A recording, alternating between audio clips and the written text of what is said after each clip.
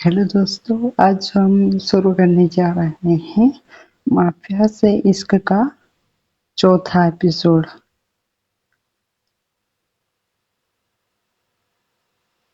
तो स्टार्ट करते हैं आज का एपिसोड।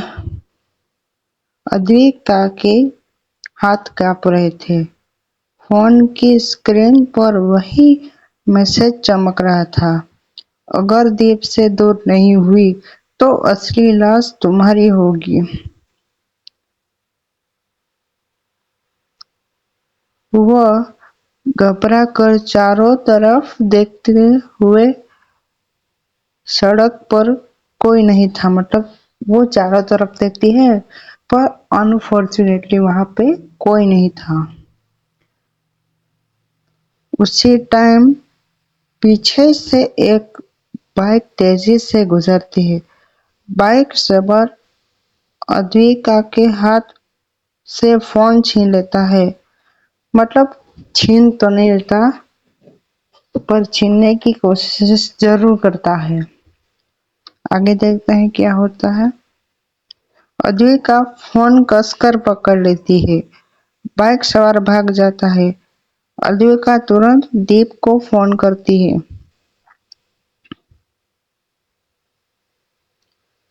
क्या हुआ?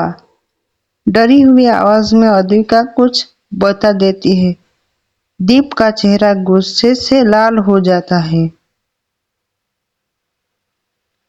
जहां हो वहीं रहो।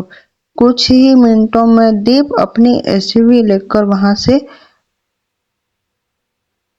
पहुंच जाता है। मतलब जहां अद्विका थी वहां पे वो आ जाता है, क्योंकि अद्विका ने उसे इन्फॉर्म कर दिया था कि मेरा फोन कोई छीनने की कोशिश कर रहा है।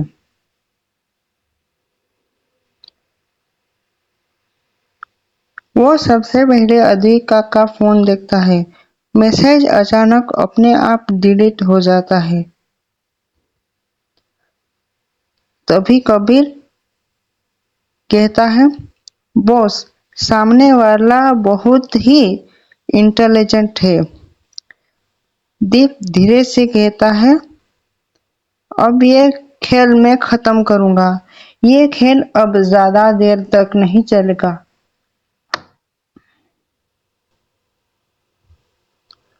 एक अंधेरे कमरे में वही रहस्यमय दुश्मन बैठा होता है। इस बार उसके सामने शहर का नक्शा खुला होता है। वो एक जगह लाल निशान लगाता है। कल रात दीप यहीं आएगा और वहीं उसकी दुनिया में बिखरूंगा। पास खड़ी सानिया हल्की मुस्कान देती है।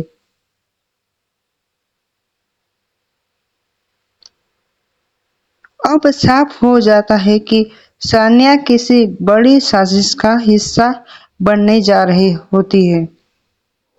दिल की बात। अगले दिन दीप अद्विका को शहर से दूर शांत झील के पास ले जाता है। काफी देर तक दोनों बिना कुछ बोले बैठे रहते हैं। तुम्हारे आसपास हमेशा खतरा क्यों रहता है? अद्विका उससे सवाल पूछते हुए कहती है दीप को कि तुम्हारे आसपास हमेशा खतरा क्यों रहता है? दीप गहरी सांस लेकर, क्योंकि मैंने ऐसी दुनिया चुनी है जहां भरोसे की कीमत जान से चुकानी पड़ती है। अद्विका उसकी तरफ देखते हुए, लेकिन तुम्हारे अंदर एक अच्छा इंसान भी है, मैंने देखा है। दीप पहली बार खुलकर मुस्कुराता है। इससे पहले वो खुलकर नहीं मुस्कुराया था। उसी टाइम दीप एक पुराना आदमी विक्रम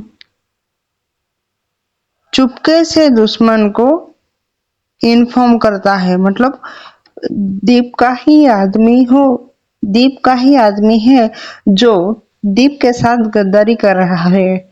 वो चुपके से दुश्मन को फोन कर देता है और दीप की जो लोकेशन होती है वो उस आदमी को दे देता है। बॉस, दीप आज रात पुराने वेयर हाउस में आएगा। फोन काटते ही विक्रम के चेहरे पर डर साफ दिखाई दे रहा था। उसे नहीं पता था, कबीर दूर से उसकी सारी हरकत देख चुका था। जरा हमें भी तो बताइए क्या बात हो रही है। रात का समय दीप अपने कुछ आदमियों के साथ पुराने वेयर हाउस पहुंचता है। पूरा इलाका सुनसान होता है। अचानक चारों तरफ लाइट बंद हो जाती है। अंधेरे में गोलियों की आवाज गूंजने लगती है।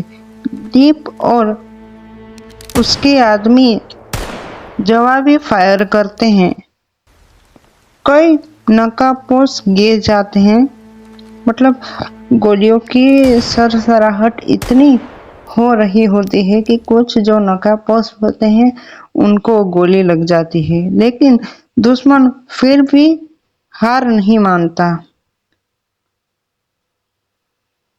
कबीर एक घायल नकाबपोश को पकड़ लेता है।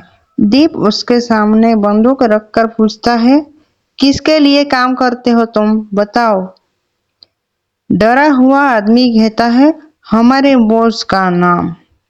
वो नाम बोलने ही वाला था कि तभी गोली चलने की आवाज आती है। दूर से चली गोली उसके सीने पर लग जाती है, जिससे जिससे जो है दीप सवाल पूछने वाला था कि इस सारे खेल के पीछे आखिर मास्टरमाइंड कौन है, पर अनफॉर्चुनेटली उसको गोली लग जाती है, जिससे दीप सवाल पूछने वाला होता है उसे अचानक गोली लग जाती है और वहां पे ही वो दम तोड़ देता है। दीप समझ जाता है कि कोई नहीं चाहता कि असली नाम सामने आए। दीप और कबीर वेयर हाउस से बाहर निकलते हैं। तभी दीप की नजर एक पुराने लॉकेट पर पड़ जाती है। वो उसे उठाता है। लॉकेट खोलते ही दीप के चेहरे पर एक सस्पेंस से भरा सवाल आता है। अंदर एक पुरानी तस्वीर होती है।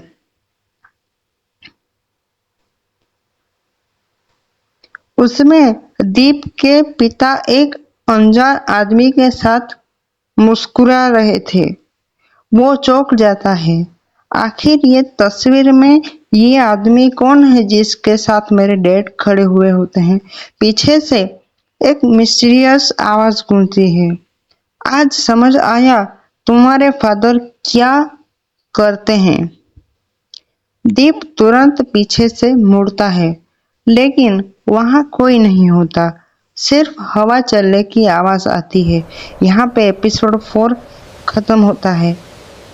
अब स्टोरी एक अलग मोड़ ले चुकी है कि क्या दीप के डैड का अतीत ही उसकी दुश्मनी की असली वजह है या फिर कोई और खतरा आने वाला है। सानिया की सच्चाई आखिरकार अद्विका के सामने कब आएगी, ये सब जानने को मिलेगा आपको अगले एपिसोड में।